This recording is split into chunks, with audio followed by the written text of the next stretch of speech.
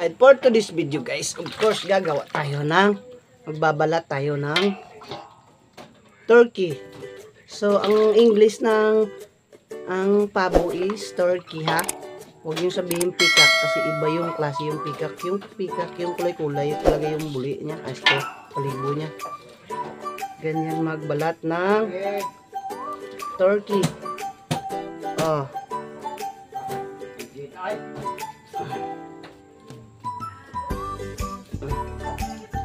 So ganyan guys.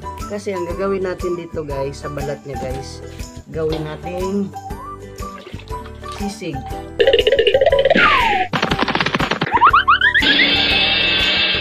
Pero masarap tong balat pag ano guys, lechon to pabo guys. Wow, napakasarap tong lechon pabo.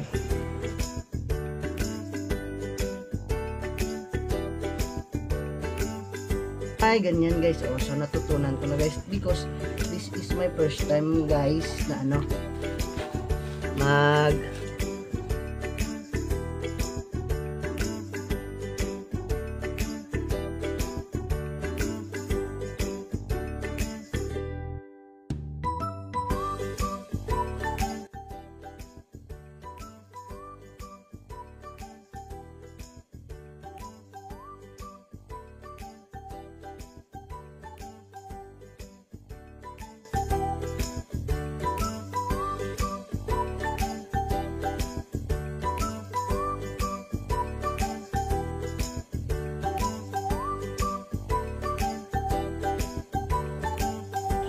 medyo mahirap sa akin guys kasi first time ako tapos wala akong tutorial ng ganito.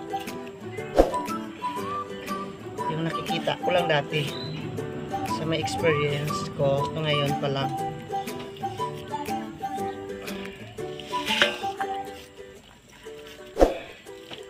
So medyo mahirap dito guys kasi parang nalamog kasi siya kasi kanina paghuli sa kanya tinalian dito. Kaya hindi nabuo po yung skin niya.